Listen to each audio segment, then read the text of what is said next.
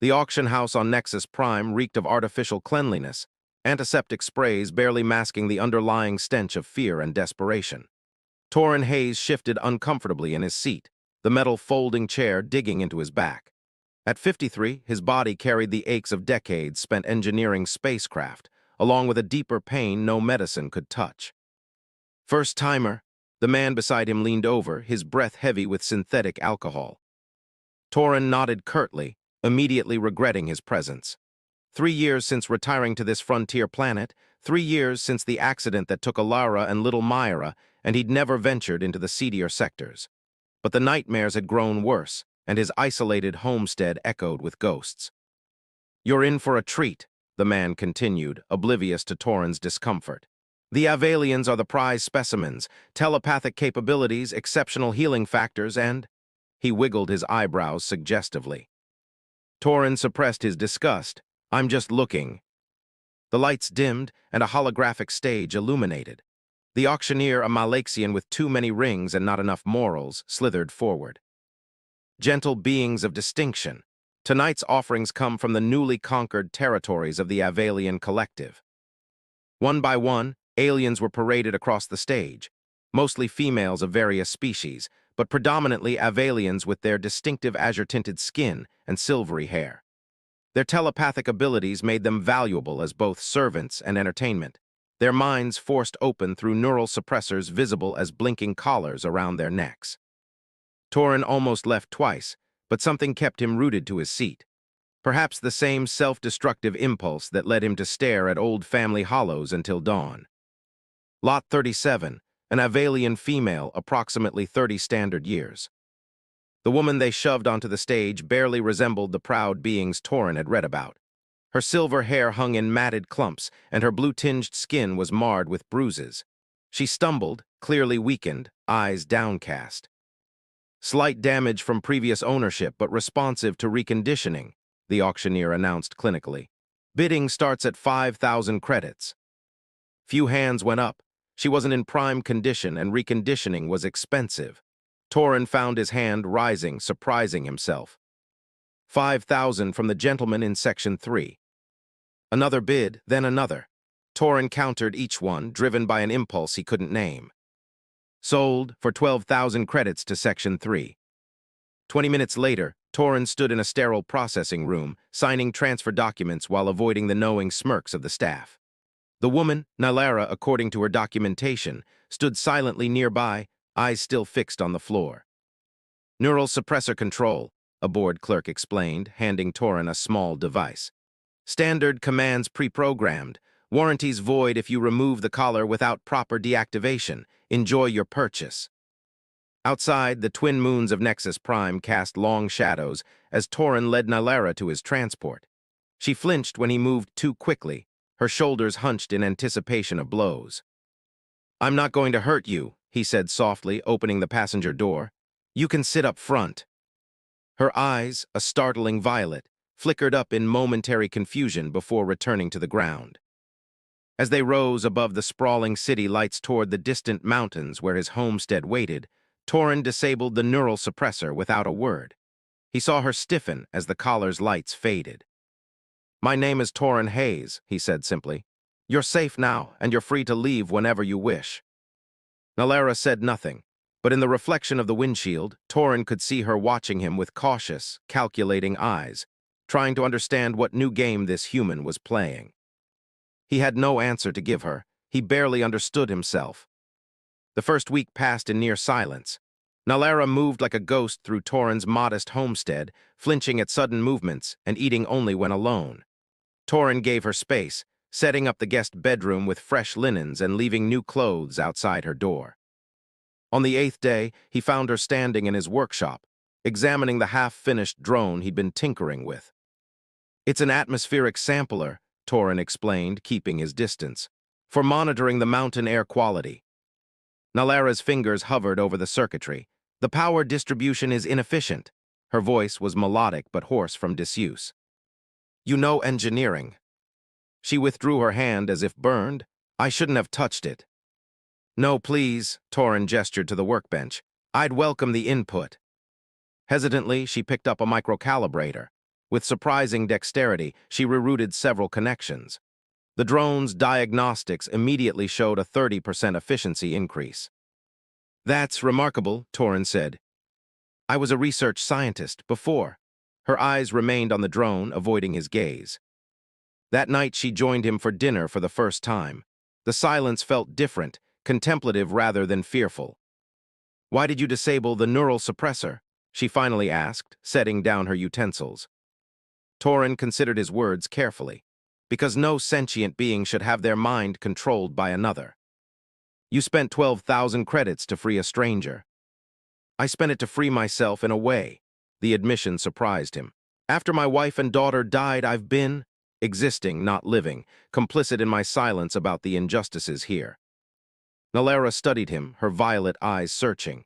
"You're either the kindest man I've met or the most devious." "Just a broken one trying to do something right," he replied honestly. The next morning, Torin awoke to find Nalara in the kitchen, preparing a traditional Avalian tea. She'd found herbs in his greenhouse that approximated those from her homeworld. "It promotes healing," she explained, offering him a cup. The gesture felt momentous. As the days turned to weeks, Nalara's strength returned.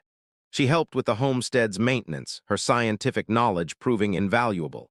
She spoke more freely of her life before capture, her research into sustainable energy, her family now scattered or dead after the invasion. Still, she kept certain distances. She never completely turned her back to him. She kept escape routes mentally mapped. And sometimes Torin would find her at night, standing on the porch, staring at the stars as if contemplating flight. "You can leave any time," he reminded her one evening as they sat watching the sunset. "I can arrange transport to any system." "Why haven't you asked anything of me?" Her question hung in the cooling air. "Most men who purchase Avalians want specific things." "I'm not most men," Torin said simply. "And you were never a purchase to me, you're a person."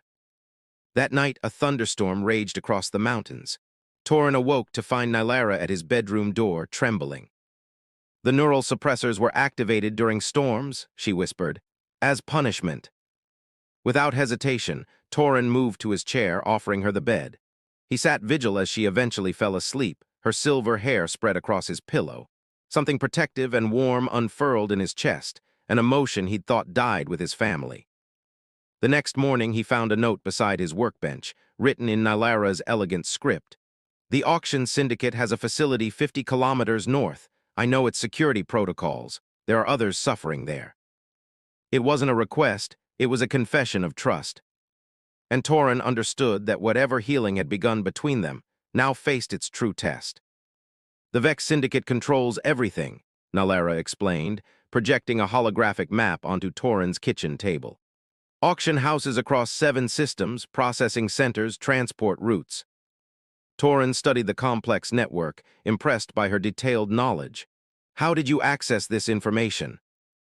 "They underestimated Avalian telepathy." A grim smile touched her lips. "The suppressor collars block outgoing telepathic communication, but not incoming. I gathered fragments from guards' minds for months." "That's why you were so valuable yet so damaged," Torin realized. "You were resisting. And paying for it." Her hand unconsciously touched a fatting scar along her collarbone. "But I compiled enough to potentially bring down their operation."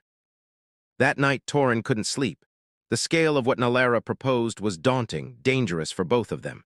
Standing at his window, watching the mountain mists rise, he thought of Alara, his late wife.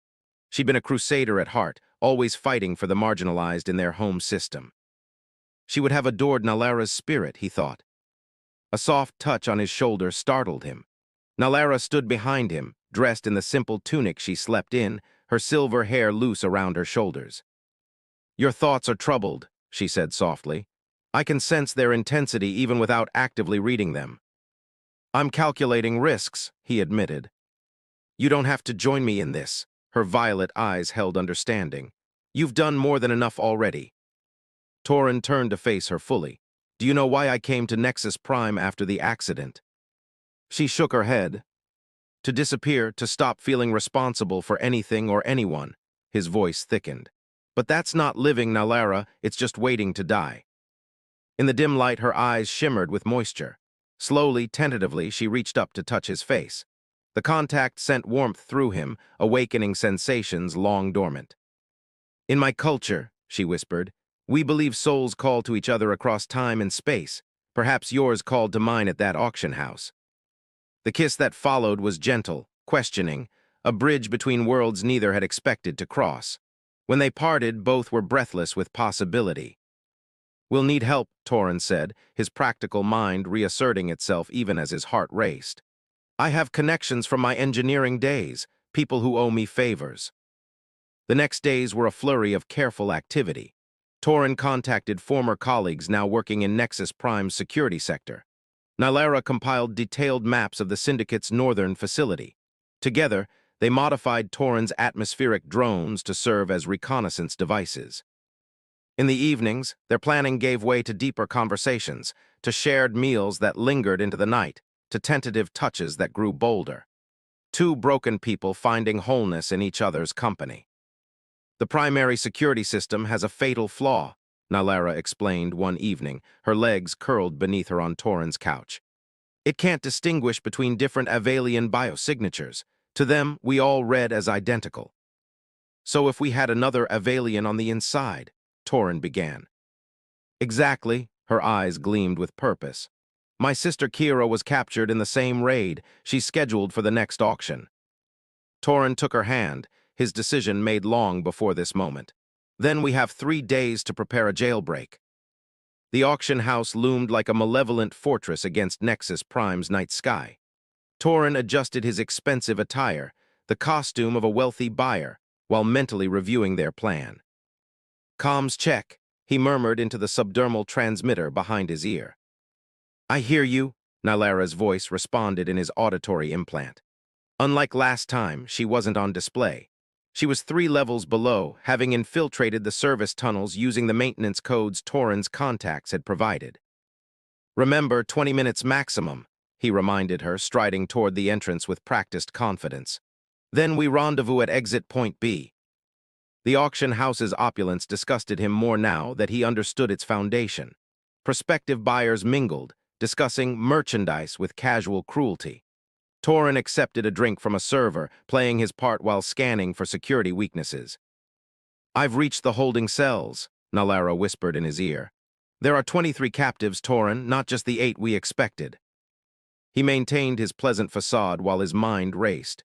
Their extraction plan hadn't accounted for so many. "Focus on finding Kira. We'll adapt." "Lot 16 preparing for showcase," announced a staff member nearby. "Rare specimen, newly acquired Avalian telepath." Torrin's heart sped up. "That's Kira. I need to secure winning that bid." While he made his way to the auction floor, Nylara's voice came again, tense with urgency. "Found her. But there's a problem. High-ranking syndicate official doing inspection. Can't extract yet." Torrin took his seat as Kira was brought on stage. The family resemblance was striking. The same silver hair, though shorter, the same proud bearing despite her circumstances. Her eyes scanned the crowd with undisguised contempt. The bidding began, rapidly escalating. Torrin participated strategically, staying competitive without drawing undue attention. When the price reached 30,000 credits, most bidders dropped out. Just one opponent remained, a reptilian being whose yellow eyes never blinked. The price climbed to 40,000, stretching the limits of Torrin's resources. "Nylara status," he whispered during a brief pause in bidding. "Official leaving, beginning phase 2. As if on cue, alarms blared throughout the facility. Emergency lights bathed the room in red, the perfect distraction. "Security breach in lower levels," announced a panicked voice over the comm system. In the ensuing chaos, Torrin approached the stage. The guard watching Kira had turned toward the commotion, giving Torrin the opportunity to slip her the deactivation device for her neural suppressor. Their eyes met, understanding passed between them without words. "All personnel and guests remain in place," ordered a security officer. "This is a containment procedure." Torrin moved casually toward exit point B, heart pounding. The plan was unraveling but not necessarily failing. He reached the service corridor just as Nylara emerged, leading a line of dazed but determined captives. Kira followed close behind. "Change of plans," Nylara said breathlessly. "We're freeing everyone." The sisters embraced briefly, years of separation compressed into a moment. Transport won't accommodate all of them, Torin warned, already calculating alternatives. It won't need to. Kira's voice was colder, harder than her sister's. I've called for help. As if summoned by her words, the building shook with the impact of multiple ships landing on the roof. The resistance had arrived. In the chaos that followed, as captives were shuttled to waiting vessels and guards found themselves overwhelmed, Torin pulled Nylara into an alcove. Whatever happens, he said urgently, cupping her face, know that you've given me back my purpose.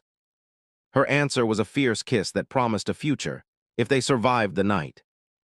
Dawn broke over Nexus Prime's capital city as resistance ships departed the atmosphere.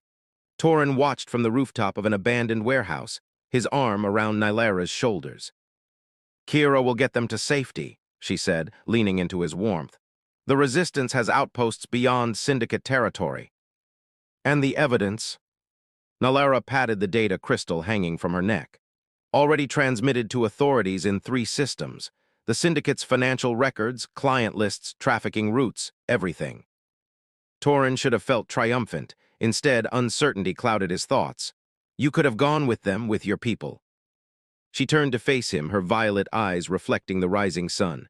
My people are scattered across the stars now. Our homeworld is gone. Her hand found his. But I've found something I thought was lost forever. What's that? He asked, his voice rough with emotion. A future worth fighting for, a home. She smiled, the expression transforming her face. If you'll have me. Their kiss was interrupted by the whine of approaching security vessels. Time to disappear, Torin said, leading her toward the maintenance elevator that would take them to their hidden transport. 3 months later, on a remote agricultural colony in the Perdian system, a middle-aged human engineer and an Avalian scientist tended their modest hydroponics farm. To their neighbors, they were simply Torin and Nylara Hayes, refugees seeking a quiet life. Few knew of their role in the scandal that had rocked multiple systems, exposing dozens of officials and bringing down the powerful Vex Syndicate. Fewer still knew of the underground network they now helped operate, providing safe passage for those escaping similar exploitation. Their home became a way station for the displaced and hunted, a place of healing before continuing on to permanent sanctuary. One evening, as twin suns set over their fertile fields, Torin found Nylara in their workshop, modifying communications equipment. Message from Kira, she said, looking up with a smile. The Resistance has established a permanent settlement on Vega III. They're calling it New Avalia. Torin wrapped his arms around her from behind, resting his chin on her shoulder. Do you regret not going with them?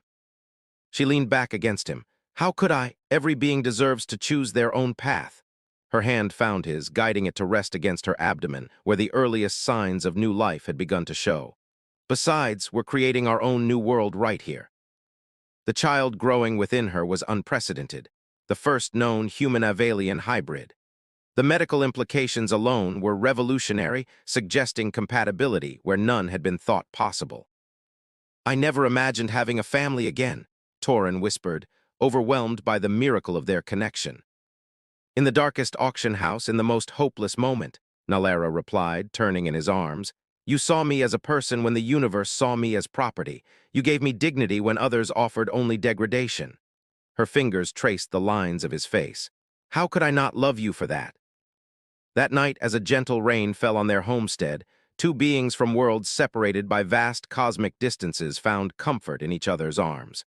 Their love, defiant and tender, stood as testament to a profound truth, that even in a universe of cruelty and exploitation, compassion could triumph, creating something beautiful and new from the ashes of what was lost. And in the small sanctuary they had built together, both found the redemption they had never thought to seek.